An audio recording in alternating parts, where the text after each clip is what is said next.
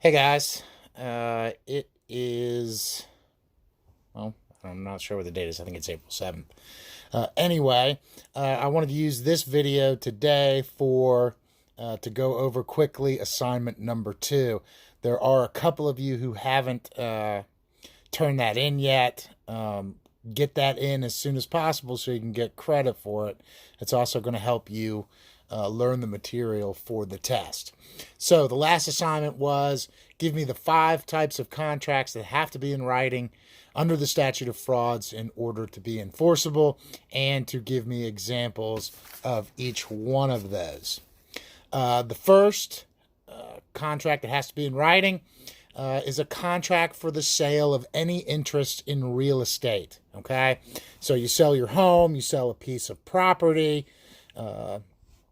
That contract has to be in writing in order to be enforced. I just gave you an example, but again, an example would just be a contract for the sale of your home. That's an interest in real estate, so it has to be in writing. This number 2 is a promise to pay the debt of another. That also has to be in writing in order to be enforced. So a good example of that would be if one or both of your parents indicate to the college that they will pay your tuition. That agreement has to be in writing in order to be enforced. The third type of contract is a contract for the sale of goods worth over $500 under the Uniform Commercial Code, or otherwise known as the UCC. An example of that was you can just come up with any good that's worth more than $500. So if you're going to purchase $1,000 worth of toilet paper, those are goods over the value of $500. So that contract has to be in writing in order to be enforced. Remember, though, what we said about the UCC's requirement on sale of goods over $500 is that the writing doesn't have to look like a standard contract. A collection of emails or text messages indicating offer and acceptance, consideration, etc., will be sufficient under the statute of frauds, under the UCC, to constitute a writing. So you have one email that says, hey, I want $1,000 worth of toilet paper. You get an email back that says we can fulfill that order. It'll be however many rolls for $1,000. That collection of emails showing each side's agreement to the basics of the deal will be a sufficient writing. It'll pass muster under the UCC. The fourth contract that has to be in writing in order to be enforced is a contract in consideration of marriage. And really, the only example of that would be a prenuptial agreement. Remember, a prenuptial agreement dictates how property is divided amongst a married couple upon dissolution of the marriage, upon divorce. Ordinarily, state law would cover how you divide assets after a divorce, but a prenuptial agreement is an agreement between the people getting married that happens before they're married, and it supersedes what state law may say and allows them to contract with each other as to how the assets will be divided in the event of a divorce. So again, the example of a contract in consideration of marriage is a prenuptial agreement, and a prenuptial agreement has to be in writing in order to be enforced. The fifth type of contract that has to be in writing in order to be enforced is a contract which will take more than 1 year to fully perform.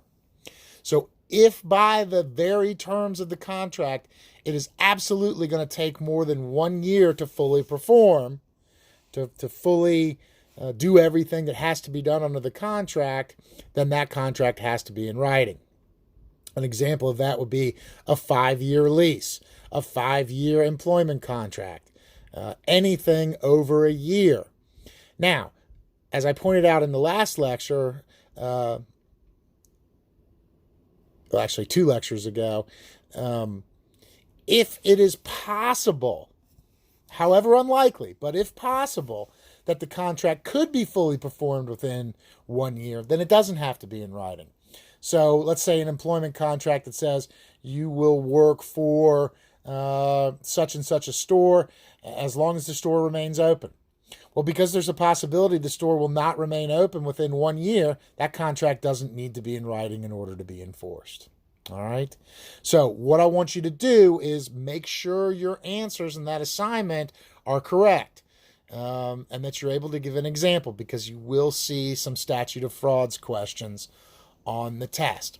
As I indicated in my email to you today, we will have a brief test on contracts when we get back from Easter break, when we resume our online course study.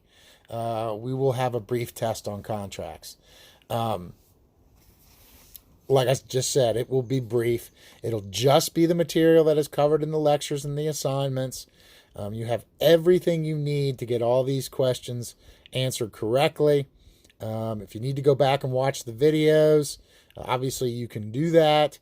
Go through your assignments along with my lectures that give you the answers to the assignments, and make sure you've got everything correct on there. Shouldn't be any excuses for not doing really well on this next test.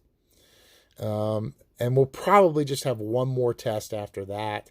We can call it a final exam. But what we'll do is we'll get our test straightened out when we get back from Easter, and then we'll start a new unit on business organizations. I might throw in a unit on crimes against business. That tends to be one of the more interesting or popular amongst the students' subject areas for business law. So we'll try and get in a lecture or two on crimes against business as well. So over the Easter break, if you get a chance, review the material we've gone over thus far, having to do with contracts. Couple things. You're definitely going to have to list the 4 elements of a valid contract. Okay. You've got to memorize those: agreement, consideration, capacity, and legality. So we went over offer and acceptance, accept the offer, reject the offer, revocation of the offer. Remember, revocation of the offer is I make you an offer, but before you accept, I say I revoke the offer, or never mind. And counteroffer. So make sure you know all of those under the first element, agreement. Remember, a meeting of the minds. Again, agreement, consideration, capacity, and legality. We went over the 3 requirements of a valid offer. Okay, a serious intent to be bound, definiteness of terms, and third, communication of the offer.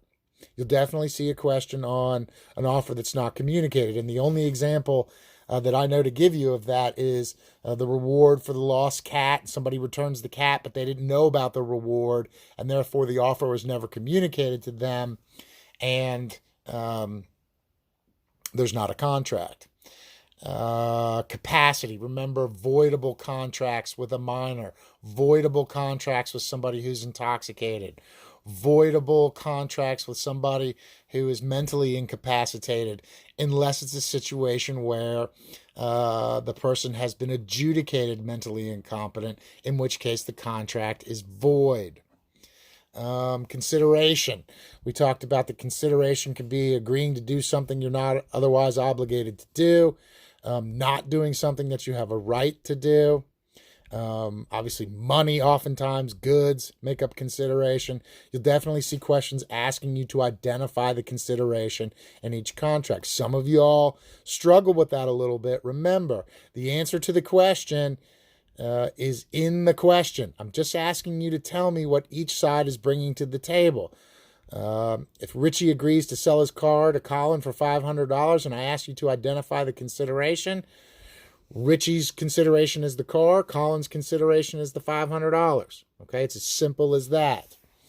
We talked about pre-existing duty as a problem area with consideration. If you have a pre-existing duty to do something, agreeing to do it again isn't good consideration. We talked about, and the example there was the state trooper finding the kidnap victim and not being entitled to the reward. because as a trooper, they were already obligated to find the kidnapping victim. We talked about past consideration, the example with me pulling Colin out of his car and him being so grateful. He says, I'm going to give you $10,000 for doing that. Remember that things that happened in the past can't be good or valuable consideration, and therefore no contract there. What else? I just went through the statute of frauds. The last lecture before this one was on contractual remedies. Remember how to calculate compensatory damages, a loss of the bargain, the non-breaching party's duty to mitigate damages, and specific performance as a remedy in lieu of compensatory damages when you're dealing with a specific one-of-a-kind, unique item. Give me just a second here. We'll look over my notes.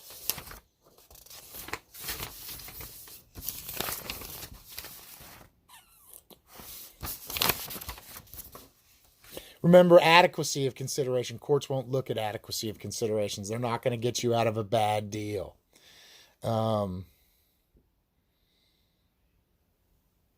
That's essentially it. Again, look at the previous lectures and the lectures going over the assignments, and you should be more than ready for the test. I think what I'll do, I haven't worked out all the kinks, but I'll email you guys a test on a certain date, a certain time, and you'll have a certain amount of time to get that back to me. It's real important that you follow those instructions closely. All right, well, if anybody has any questions or needs anything, please get in touch with me. You can use the D&E email to contact me now. Obviously, I've been emailing you through that. I do check my account now.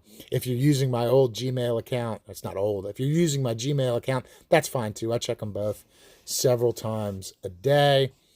Hope you guys are doing good. I'm doing great. Holed up here in my home with my family. Still going to work.